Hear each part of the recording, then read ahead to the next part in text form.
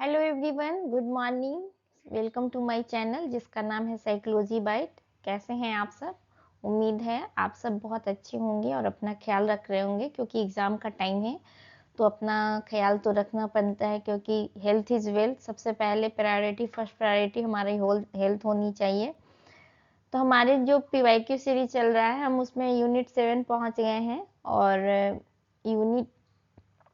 Unit 7 तक हमने complete किया। यूनिट 8, 9, 10 हमें करना है और हमारा जो चल रहा है वो personality motivation emotion and stress का। ये this one is last part, यानी पार्ट 5। 2012 से 2025 की जितनी भी PYQ हैं हम सारे कवर कर रहे हैं। कोई भी PYQ छूटेगी नहीं। अगर आप ये PYQ सीरीज कंप्लीट कर लेते हैं तो आपकी कोई भी PYQ सीरीज नहीं छूटेगी, कोई भी क्वेश्चन नहीं छूटेगा। अब तक जितने भी साइकोलॉजी के एग्जाम हुए हैं NTA नेट के, मैंने सारे ही कवर किए हुए हैं। तो वीडियो को शुरू करते हैं। पहला क्वेश्चन देखते हैं। क्वेश्चन 1 में कहता है मैच द फॉलोइंग से क्वेश्चन है। मैच लिस्ट 1 में दिया हुआ है थ्योरी ऑफ मोटिवेशन और लिस्ट 2 में दिया हुआ है थ्योरिस्ट। उनके नाम यानी किसने कौन से सिद्धांत दिए हैं वो दिया हुआ है।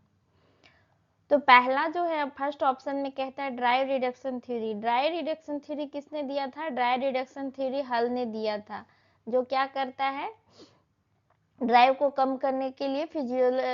ड्राइव होता है तो हमें क्या होता है, फिजियोलॉजिकल टेंशन होता है, उसको कम करने के लिए उन्होंने दिया था ड्राइव रिडक्शन थ्योरी। तो ए का जो है वो 4 होगा। ए का 4 हमारा किस में है? ऑप्शन 2 में है, ऑप्शन 1 में भी है और ऑप्शन 2 में है। आगे देखते हैं आगे क्या कहता है। Personality and achievement. तो पर्सनालिटी एंड अचीवमेंट किसने दिया था? Personality and need for achievement जो दिया था वो कैरोल डेवक एंड वर्क मोटिवेशन। तो इसका जो आंसर होगा वो है बी का, वो आ गया आपका थर्ड। तो बी का थर्ड किस में है? ऑप्शन नंबर 2 में। हमारा आंसर यहीं से मिल जाता है। लेकिन हम आगे देखते हैं अराउजल थ्योरी किसने दिया था। तो अराउजल थ्योरी दिया था यर्कर डॉक्टर लॉ ने, जिन्होंने क्या किया था कि हमें कोई भी काम करने के लिए क्या चाहिए, ऑप्टिमल लेवल का अराउजल होना चाहिए, न बहुत ज़्यादा हाई चाहिए और ना ही लो चाहिए। लास्ट वन जो बचता है हमारा वो क्या है? Self determinance theory. तो सेल्फ डिटर्मिनेंस थ्योरी किसने दिया था? सेल्फ डिटर्मिनेशन थ्योरी दिया था Richard Ryan and Edward Deci ने। रेयान एंड डेसी की थ्योरी। तो right answer is option number 2। अगला क्वेश्चन देखते हैं। क्वेश्चन नंबर 2 कहता है who is the personality theorist who believe that individual are in the process of becoming and nothing is predetermined. यानी कौन सा व्यक्तित्व सिद्धांतकार ये मानते थे कि व्यक्ति जो है निरंतर विकसित हो रहा है और कुछ भी पूर्व निर्धारित नहीं है। पूर्व निर्धारित यानी आप बचपन से की चीजों को क्या करते हैं, उसको आप बेस बना के ये मान लेते हैं कि आगे जाके बच्चा ऐसा होगा या ऐसा करेगा, तो वो होता है प्री डिटरमाइंड। ठीक है, तो प्री डिटरमाइंड इसमें कौन है? प्री डिटरमाइंड जो है अल्फ्रेड एडलर है। अल्फ्रेड एडलर ने क्या कहा था? उन्होंने ये बोला था कि जो व्यक्ति है वो फ्यूचर ओरिएंटेड होता है और अपने लाइफ का निर्माण वो खुद करता है। उसके लाइफ का मालिक कोई और नहीं होता है, वो खुद होता है। और उन्होंने क्या दिया था? इंडिविजुअल ये इंडिविजुअल साइकोलॉजी का वो उन्होंने दिया था कि उन्होंने व्यक्तिगत उत्तरदायित्व और रचनात्मक शक्ति पर बल दिया था। तो the right answer is option number 2। Next question पे चलते हैं। क्वेश्चन नंबर 3 कहता है which of the following R component of hardiness. Hardiness के क्या क्या कंपोनेंट है? तो हम ये पहले भी वीडियो में डिस्कस कर चुके हैं। Control, commitment and challenge, triple C. बहुत सारे क्वेश्चन हैं जो रिपीट होते हैं, इसीलिए आप किसी भी चैनल को देखो, किसी भी एजुकेटर को देखो, तो वो आपको कहेंगे कि PYQ करो। PYQ क्यों करना जरूरी होता है कि मोस्ट ऑफ द क्वेश्चन होता है वो रिपीट होता है। क्वेश्चन नंबर 4 है, कहता है people living on railway platform, crowded market area and main road with heavy traffic are likely to experience. यानी रेलवे प्लेटफॉर्म की भीड़ भाड़ वाले बाजार और भारी यातायात वाले मार्गों पर रहने वाले लोग किस तनाव का अनुभव करते हैं, यानी ये किस प्रकार का तनाव होता है। तो ये होता है आपको एंथ्रोपोजेनिक स्ट्रेस। एंथ्रोपोजेनिक स्ट्रेस में क्या होता है, ये ह्यूमन के जो भीड़ भाड़ वाले इलाके, जैसे आप बहुत ज्यादा क्राउडेड एरिया में जाते हैं तो इसमें क्या होता है, नॉइज होता है, पोल्यूशन होता है, इन्वायरमेंट ओवरलोडेड होता है, जिससे व्यक्ति को क्या होता है, स्ट्रेस होता है। अगला क्वेश्चन देखते हैं। क्वेश्चन नंबर 5 कहता है arrange the following behaviour of the university professor in hierarchy order as per Maslow theory of motivation, यानी मैस्लो के प्रेरणा सिद्धांत के अनुसार विश्वविद्यालय प्राध्यापक के व्यवहार का सही क्रम क्या होगा। तो पहले क्या होता है, buying A flat satisfy and safety need, है ना। तो क्या करेगा, पहले रहने के लिए वो इसमें जो दिया हुआ पहले तो फर्स्ट मास्लो क्या दिया था, उन्होंने दिया था फिजियोलॉजिकल नीड। फिजियोलॉजिकल नीड यहाँ नहीं दिया हुआ, तो क्या होगा, रहने के सिक्योरिटी नीड से शुरू करते हैं। तो पहले रहने के लिए क्या चाहिए, सुरक्षा की आवश्यकता को दर्शाता है। ओके, तो first one is a, by a 2 bedroom flat. Okay, फिर क्या चाहिए हमें, उसके बाद जो है संबंध अपनापन की आवश्यकता को पूरा करेगा। तो second one is maintain close relationship with student, AD. Next कहते हैं फिर क्या होगा, व्यक्ति जो है अप्लाई फॉर वेरियस अवार्ड, यानी पुरस्कार और सम्मान की आवश्यकता होगी, उसके ओर बढ़ेगा। फिर लास्ट में जो क्या होता है, attend a refresher course regularly. The right answer is A, D, C and B, that is option number 1. Next question देखते हैं। क्वेश्चन नंबर 6 कहता है place the component of broadband build the model the positive emotion in correct sequence, यानी broadband के जो build model है उसका सही सीक्वेंस क्या है, building enduring personal resources, positive emotion, enhance health and fulfilment, novel thought and activity. Positive emotion जो broadband ने दिया था वो क्या दिया था, action lead to building testing personal resources while encourage new activity and relationship। फिर क्या उन्होंने दिया था, ultimately this process enhance the health of the overall well-being, यानी सकारात्मक भावनात्मक सोच किस पे डिपेंड करता है, व्यवहार को विस्तृत करता है, जिसकी वजह से क्या होता है, संसाधन का निर्माण होता है और नए संबंध विकसित होते हैं। तो इसका जो राइट सीक्वेंस बनेगा क्या हो गया, फर्स्ट बनेगा positive emotion, then building enduring personal resources, फिर क्या करते हैं हम, फिर हम नोवेल थॉट और एक्टिविटी और रिलेशनशिप पे जाते हैं। Last one is enhancement health and fulfilment. The right answer is option number 2। Question number 7 कहता है which of the following statement are correct, निम्नलिखित में से कौन से कथन है वो सही है। Internal locus of control enhance perception of stress. Second कहता है stress function are as a motivator. C कहता है behavioural indicator of stress in children appear in cognition, social competence and the academics. And D कहता है in resistance stage of GAS arousal reaches its peak. And last one is neglect, victimisation and assault constitute toxic stress. तो ये क्या है, stress can motivate individual to perform a better. Stress क्या करता है, कई बार मतलब मोटिवेट करता है आपको ये कोई कार्य करने के लिए, लेकिन हाँ क्या कहता है कि बच्चों में इसका प्रभाव क्या होता है, कॉग्निटिव होता है, सोशल स्किल और एकेडमिक में होता है, और severe neglect and abuse of produce toxic stress.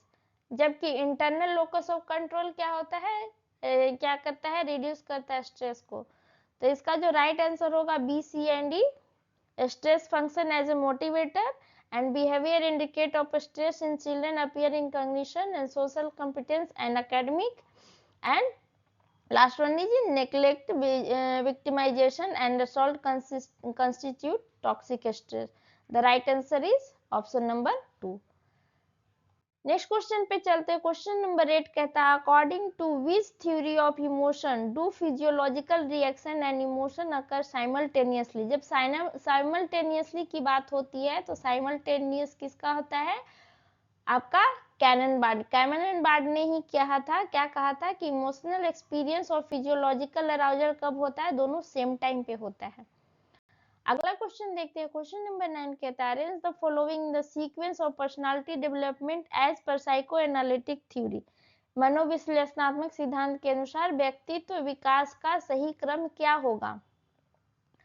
तो पहले क्या होता है, ओरल स्टेज होता है। तो ओरल स्टेज इसमें किस में दिया हुआ है, कौन सा ऑप्शन में दिया हुआ है, first pleasure in the breast feeding and oral activity, option 2 में भी है, 3 में भी है। फिर कहता है नेक्स्ट देखते हैं, फिर होता है anal, then phallic, then genital. तो रिफ्यूज और कंट्रोल ओवर डिफेक्शन, यानी जो ये हो गया आपका एनल हो गया, मलता का निमंत्रण क्या होगा, एनल स्टेज हो गया। Then interest in opposite sex, this one is phallic stage, and last one is playing with genital organ. D तो लास्ट में होगा, या कुछ तो मिसिंग है, एक मिनट।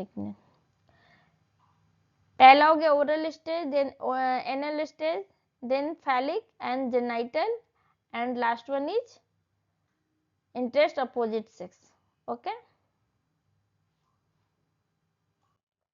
अगला क्वेश्चन देखते हैं। क्वेश्चन नंबर 10 कहता है, as per self determination theory proposed by Ryan and Deci, which of the following is the key to achieving one's needs for autonomy, competence and relatedness? So this one is supportive environment. Okay, supportive environment में self determination theory क्या कहता है, वो कहता है कि psychological need fulfil किससे होता है, इन्वायरमेंट से, और that provide support, choice and encouragement. और supportive environment nature autonomy build competence through positive feedback and strengthen, यानी कहता है कि आत्मनिर्धारित सिद्धांत के अनुसार क्या होता है, जो हमारा सहायक वातावरण होता है वो व्यक्ति को चुनाव की स्वतंत्रता देता है, व्यक्ति किसी चीज को इजीली डिसाइड कर पाता है। इससे उसमें क्या होता है, दक्षता का विकास होता है, वो मैच्योर होता है और दूसरों से संबंध भी मजबूत होता है। The right answer is supportive environment. Question number 11, according to Allport classification what is the correct sequence of the development of proprium? तो अल्पोर्ट ने जो प्रोप्रियम का डेवलपमेंट दिया था उसका सही क्रम क्या होगा, self image, extension of self, bodily self, self identity या सेल्फ एस्टीम?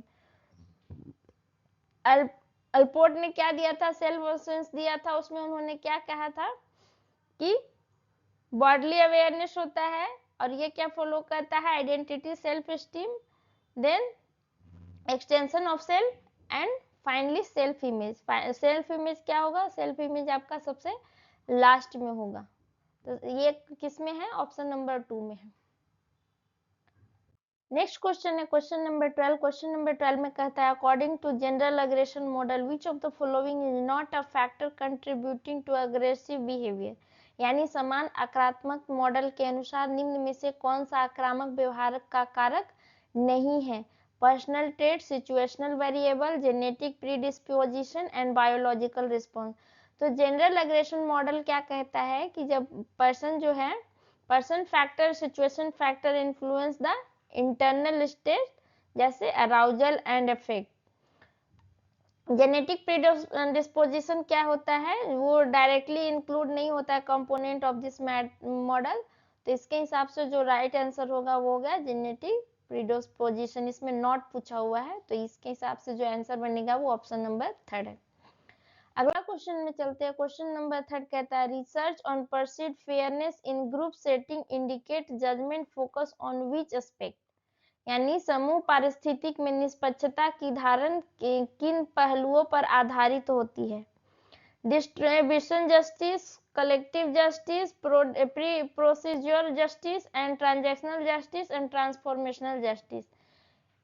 तो फेयरनेस जजमेंट किस पे फोकस करता है? डिस्ट्रीब्यूशन जस्टिस पे। डिस्ट्रीब्यूशन जस्टिस में क्या होता है? फेयरनेस ऑफ आउटकम होता है, यानी कि आप सबको बराबर बराबर जो मिल रहा है वो मिल रहा है या नहीं। प्रोसीजरल जस्टिस में क्या होता है? Fairness of process. एंड जो इंटरैक्शनल और ट्रांजैक्शनल जस्टिस होता है, तो इसमें क्या होता है? This aspect determine how people perceive equity and fairness in group. तो जो राइट आंसर होगा वो होगा आपका A, C and D. Next question देखते हैं। क्वेश्चन नंबर 14 कहता है, arrange the phase of the basic motivation process in order of occurrence. प्रेरणा की प्रक्रिया के चरणों का सही क्रम क्या है? Drive, goal need fulfil, and tension and homeostasis and action. Motivation begin with tension due to unmet needs and फिर क्या होता है? हमें ड्राइव उत्पन्न होता है और ड्राइव किसको प्रेरित करता है? किसी चीज को करने के लिए प्रेरित करता है। लास्ट में क्या होता है? होम्योस्टेसिस होता है। होम्योस्टेसिस कहाँ होगा? लास्ट में होगा। तो the right answer is option number 1। Next question पे चलते हैं। क्वेश्चन नंबर 15 कहता है which statement are associated with the James Lange theory of emotion. James Lange के जो भावनात्मक सिद्धांत में से कौन से कथन संबंधित है? पहला कहता है autonomic and somatic activity trigger emotion experience. B कहता है emotion experience trigger autonomic reaction. C कहता है कि visceral activity are too slow to cause emotion, and D कहता है different autonomic pattern cause different emotion। E कहता है context is necessary to interpret arousal। तो जेम्स लांजे सिद्धांत किस पे बेस है? Emotion result from the physiological changes in body. तो इसका जो राइट आंसर होगा ऑप्शन नंबर ए होगा एंड डी होगा। The right answer is 1। Next question पे चलते हैं। क्वेश्चन नंबर 16 कहता है डेसिन एंड एंसेल determination theory propose that people have a natural inclination for the interest and exploration. B कहता है intrinsic motivation occur when autonomy is satisfied. C कहता है the theory explain the genesis of needs instinct and motivation. D कहता है कि intrinsic motivation is strengthened by the deadline and directive and E is there is a spectrum of intrinsic motivation. तो self determination theory में क्या होता है कि human are naturally curious and growth oriented, और इंट्रिंसिक मोटिवेशन कब उत्पन्न होता है? जब ऑटोनॉमी और competence are satisfied. The right answer is A, B and E. Next question पे चलते हैं। क्वेश्चन नंबर 17 कहता है which approach to motivate focus on behavioural driven by internal desire and biological needs. यानी प्रेरणा का कौन सा दृष्टिकोण आंतरिक इच्छाओं और जैविक आवश्यकताओं पे आधारित होता है? This one is drive theory. Drive theory में क्या होता है? मोटिवेशन कैसे अराउज होता है? इंटरनल बायोलॉजिकल नीड से, और फिर हम क्या करते हैं जिसकी वजह से उसकी जरूरत पूरा करने के लिए वो हमें क्या करता है? पुश करता है एक्ट करने के लिए। और हम जब हमारी इच्छा की पूर्ति हो जाती है, जैसे प्यास लगता है, अगर पानी पी लिए तो हमारा नीड क्या होता है? सेटिस्फाइड हो जाता है और हमें होम्योस्टेसिस का सिचुएशन आ जाता है। नेक्स्ट क्वेश्चन देखते हैं। क्वेश्चन नंबर 18 कहता है traits that are influential only in narrow situation. यानी जो गुण केवल सीमित परिस्थितियों में प्रभावी होते हैं उन्हें क्या कहते हैं? Cardinal trait, central trait, general trait या secondary trait. This one is secondary trait. Secondary trait में क्या होता है कि किसी विशेष परिस्थिति में दिखाई देता है जो व्यक्ति को क्या करता है? लिमिटेड प्रभाव डालता है। Next one is question number 19. Every behavior has a cause. That cause is to be found refers to. यानी प्रत्येक व्यवहार का एक कारण होता है। यह किस अवधारणा को दर्शाता है? This one is psychic determined. Psychic determined क्या कहता है? साइकिक डिटरमाइंड किसने दिया था? फ्राइड ने दिया था। और वो ये मानते हैं कि हर बिहेवियर क्या होता है? All behaviour have a underline cause. कुछ भी बिना कारण के नहीं होता है। Nothing is behaviour is accidental. Okay, next question देखते हैं। क्वेश्चन नंबर 20 कहता है arrange the psychosexual stages of personality development in correct sequence.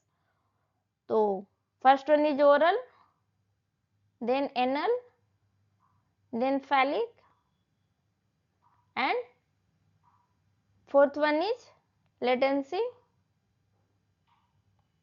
And last में genital. The right answer is option number 3। Next question पे चलते हैं। Next question number 21 कहता है arrange the following step of Sigmund Freud psychosexual development. This one is option number 3। अभी हमने किया था, लगता है ये क्वेश्चन रिपीट हो गया, नेवर माइंड। क्वेश्चन नंबर 22 कहता है according to Maslow theory which need in the hierarchy must be met first before the higher need become the focus. यानी मास्लो के सिद्धांत के अनुसार पदानुक्रम में सबसे पहले और कौन सी आवश्यकता पूरी होनी चाहिए। तो सबसे पहला हमारा क्या होता है, फिजियोलॉजिकल नीड होता है।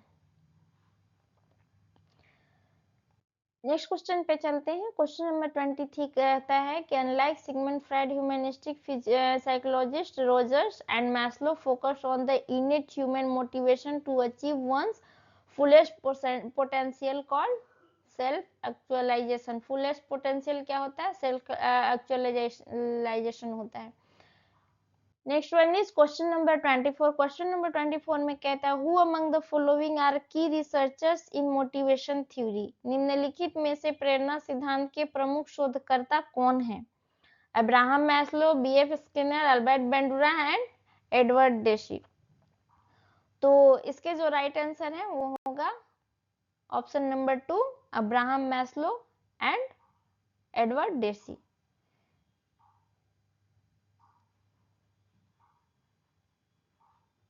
नेक्स्ट क्वेश्चन पे चलते हैं। क्वेश्चन नंबर 25 कहता है arrange the following need according to Maslow hierarchy from the lowest to highest. तो लोवेस्ट में क्या आता है, फिजियोलॉजिकल से शुरू होगा, और हाईएस्ट में क्या आता है, सेल्फ एक्चुअलाइजेशन होता है। तो यहाँ पे आके आपका खत्म होगा, सी से शुरू होकर बी वाला ऑप्शन कौन है, तो वो सिंगल ऑप्शन है, ऑप्शन नंबर 3। नेक्स्ट क्वेश्चन देखते हैं। क्वेश्चन नंबर 26 कहता है match the following list 1 and match the following list 2। तो इसमें क्या दिया हुआ, Maslow hierarchy of need. Maslow hierarchy of need किससे मैच करेंगे, ये आपका होगा suggested the basic need must be fulfilled before the higher level. तो 1 का हो गया आपका 2। फिर क्या है, मैक्लीलैंड अक्वायर नीड थ्योरी। तो मैक्लीलैंड अक्वायर थ्योरी किससे मैच होगा, identified need of achievement, affiliation and power of as motivation. तो बी का हो गया आपका 3। फिर नेक्स्ट कहता है Herzberg two factor theory. Herzberg two factor theory में क्या कहा गया था, distinguish between hygiene factor and motivator factor. And last one is self determination theory. Self determination theories propose that motivation arises from the intrinsic motivation. Okay, the right answer is option number 4. Next question पे चलते हैं। Question number 27 कहता है according to Miller which are the types of internal conflict. यानी Miller ने जो internal conflict का concept दिया था उसके कौन कौन से प्रकार है, avoidance approach conflict, antecedents consequence approach consequence conflict and approach avoidance conflict. तो इसका जो राइट आंसर होगा अवॉइडेंस अप्रोच नहीं, मिलर ने क्या दिया था, मिलर ने 3 मेजर कॉन्फ्लिक्ट दिया था, approach avoidance and approach avoidance.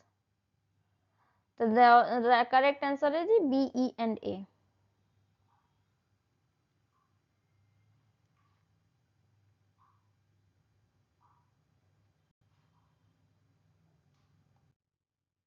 Next question चलते हैं। क्वेश्चन नंबर 28 कहता है what are the some application of personality assessment. Personality assessment के कुछ अनुप्रयोग कौन से हैं, employment action section, clinical diagnosis, neurological diagnosis and development disability. तो हम कैसे करते हैं, तो पर्सनालिटी असेसमेंट करते हैं commonly employment selection and clinical diagnosis to understand behaviour, ability and mental health. The right answer is A and B. Question number 29 कहता है how do mind body intervention affect stress. Mind body जो हस्तक्षेप तनाव को कैसे प्रभावित करता है। तो mind body intervention such as mediation with yoga help reduce the physiological arousal and mitigate the physiological effect. The right answer is option number 3.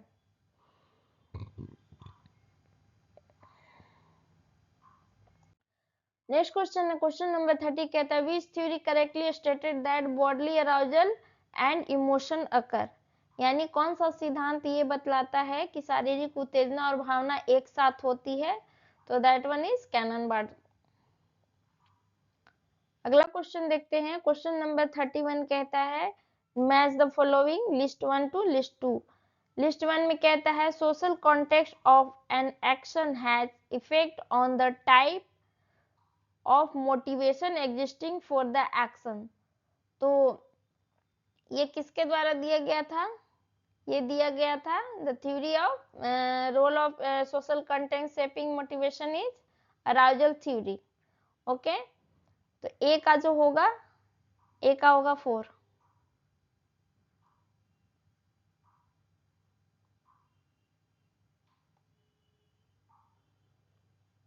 नहीं, self determination theory, sorry. And second one is people are said to have an optimal level of tension. ये किसने दिया था? ये था आपका arousal theory.